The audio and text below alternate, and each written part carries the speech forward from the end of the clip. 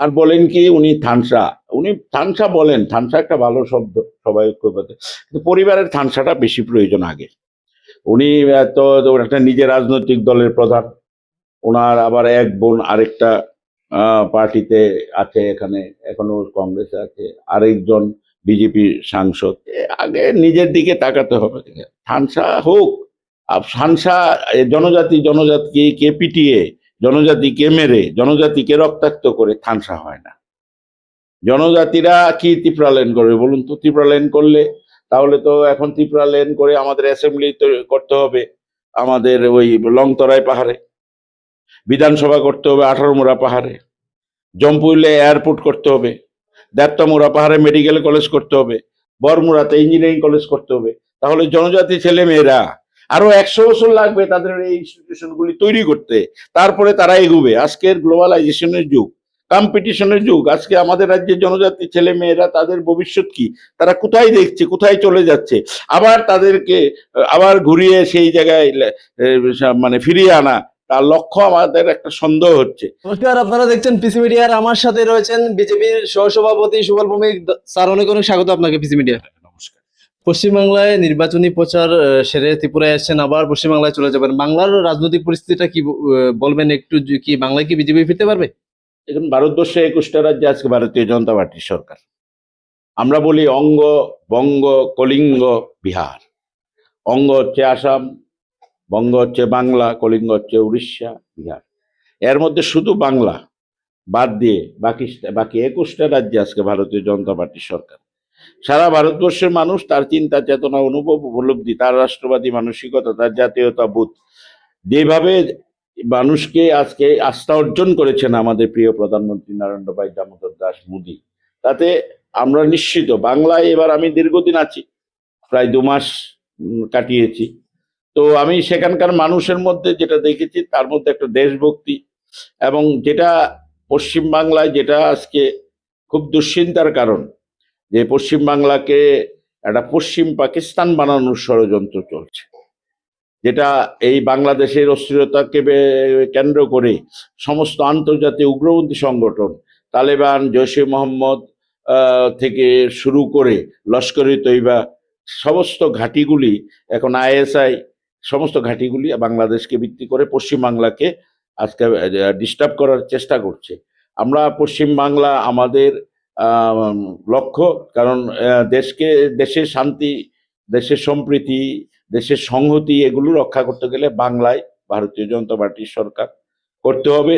এবং পার্টিকুলার একটা সম্প্রদায়কে উস্কে দিয়ে যে ধরনের রাজনীতি পশ্চিমবঙ্গের সরকার করছেন, এটা পশ্চিমবাংলা মানুষ কোনোভাবেই ভালোভাবে নিচ্ছে না। তাই সবার মধ্যে একটা পরিবর্তনের মানসিকতা লক্ষ্য করেছি।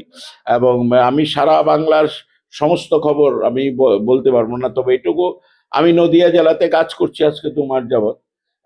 ওখানে দেখলাম মানুষের মধ্যে একটা বিরাট পরিবর্তন, এবং সবাই পরিবর্তন চাইছে, সারা বাংলাতে পরিবর্তন চাইছে। এবং ভারতীয় জনতা পার্টি তার চিন্তা চেতনা অনুভব উপলব্ধি, তার নিষ্ঠা, তার সমস্ত কিছু দিয়ে মানুষের আস্থা অর্জন করেছে। এবং পশ্চিমবাংলায় আমরা বিরাট সংখ্যক আসন নিয়ে আমরা ক্ষমতায় আসবো, এটা নিশ্চিত। এডিসিতে কি ক্ষমতায় আসতে পারবে বিজেপি? বিশেষ করে ত্রিপুরামথা এবং বিজেপি এবার তো আলাদা ভাবে লড়ছে, এবং ত্রিপুরামথা বলছে যে ত্রিপুরাসা একর হয়নি, জনজাতিদের যে দাবিগুলি ছিল সেগুলি পূরণ হয়নি, এবং যে রোমান হরফ, সেই রোমান হরফটাও তাদের দেওয়া হচ্ছে না। এ বিষয়ে কি বলবেন? এডিসিতে আসলে উনি কি বলতে চাইছেন, এটা আমরা অনেক রকম বিভ্রান্ত হয়ে পড়ি। ঠিক আছে, উনি আন্দোলন শুরু করেছিলেন ত্রিপুরাসাদের নিয়ে, ত্রিপুরাল্যান্ড আন্দোলন, এটাও স্থায়ী হলো না। কিছুদিন পরে বললেন যে না না, ত্রিপুরাল্যান্ড না, আমরা এটা গ্রেটার ত্রিপুরাল্যান্ড চাই। গ্রেটার ত্রিপুরাল্যান্ড, সেটাও আবার বেশি দিন স্থায়ী হলো না। তখন বলছে যে না, আমরা গ্রেটার ত্রিপুরাল্যান্ড না, আমরা ওয়ান নর্থ ইস্ট চাই। তো আগামী দিন বলবে আমরা ওয়ান নেশন চাই, ওয়ান গ্লোবাল চাই। তো উনি তো সারা পৃথিবী জুড়ে সংগঠন করতে পারেন, ঠিক নেই, মানে যে গতিতে চলছেন। আর বলেন কি উনি থানসা বলেন, থানসা একটা ভালো শব্দ, সবাই ঐক্যবদ্ধ। কিন্তু পরিবারের থানসাটা বেশি প্রয়োজন আগে। উনি তো একটা নিজের রাজনৈতিক দলের প্রধান, ওনার আবার এক বোন আরেকটা পার্টিতে আছে, এখানে এখনো কংগ্রেসে আছে, আরেকজন বিজেপি সাংসদ। আগে নিজের দিকে তাকাতে হবে। ঠানসা হোক, আর ঠানসা জনজাতিকে পিটিয়ে, জনজাতিকে মেরে, জনজাতিকে রক্তাক্ত করে ঠানসা হয় না। জনজাতিরা কি ত্রিপুরা ল্যান্ড করবে বলুন তো? ত্রিপুরা ল্যান্ড করলে তাহলে তো এখন ত্রিপুরা ল্যান্ড করে আমাদের অ্যাসেম্বলি করতে হবে আমাদের ওই লংতরাই পাহাড়ে, বিধানসভা করতে হবে 18 পাহাড়ে, জম্পুইলে এয়ারপোর্ট করতে হবে, দেবতামুড়া পাহাড়ে মেডিকেল কলেজ করতে হবে, বরমুড়াতে ইঞ্জিনিয়ারিং কলেজ করতে হবে।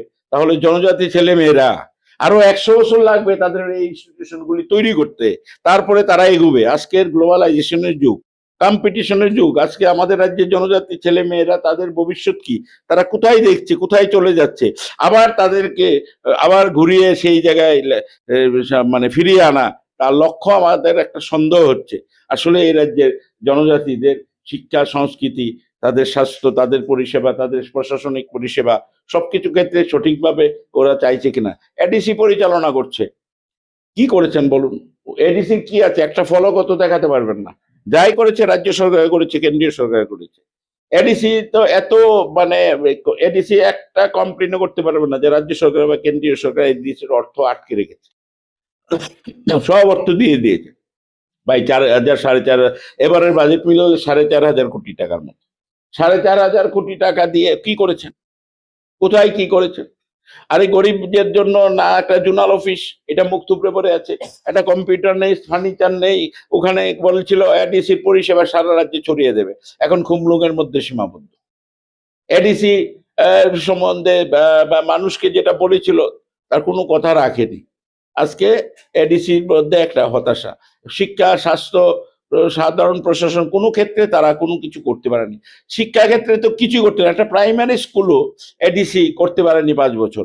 অথচ ভারতীয় জনতা পার্টি, কেন্দ্রের সরকার এইখানে 21টা একলব্য স্কুল দিয়েছে। একলব্য স্কুল মানে কি? তাদের যারা শিক্ষক, তাদের যারা, তারা কিন্তু সর্বভারতীয় ক্ষেত্রে কম্পিট করে এখানে আসতে হবে, আইএস আইপিএস দের মতো। সুতরাং এদের এই যে একলব্য স্কুলের ছেলে মেয়েরা আগামী দিনে পৃথিবীতে একটা মানে কি বলবো কম্পিট করবে সারা গ্লোবালে ওরা। তো সুতরাং এইভাবে যদি কেন্দ্রীয় সরকার করতে পারে, যদি রাজ্য সরকার করতে পারে, তাহলে এডিসি কেন একটা স্কুল তৈরি করলো না জনজাতি এরিয়াতে? শিক্ষা বলতে একটা স্বাস্থ্য কেন্দ্র তৈরি করলো না? শিক্ষা, স্বাস্থ্য, সাধারণ প্রশাসন, উন্নয়ন সমস্ত ক্ষেত্রে মুখ থুবড়ে পড়েছে। মানুষ চেঞ্জ চাইছে, হয়তো রক্তচক্ষু দেখিয়ে বিভিন্ন সাম্প্রদায়িক উত্তেজনা সৃষ্টি করে কি চাইছে এটা মানুষ বুঝে গেছে। সুতরাং আমরা চাই এডিসিতে শান্তি, সম্প্রীতি, ঐক্য, সব দল থাকবে, সব মতের মানুষ থাকবে। আমরা জানি যে আমাদের সংবিধান সবাইকে রাজনীতি করার অধিকার দিয়েছে। আমাদের সংবিধান সবাইকে রাজনীতি করার অধিকার দিয়েছে।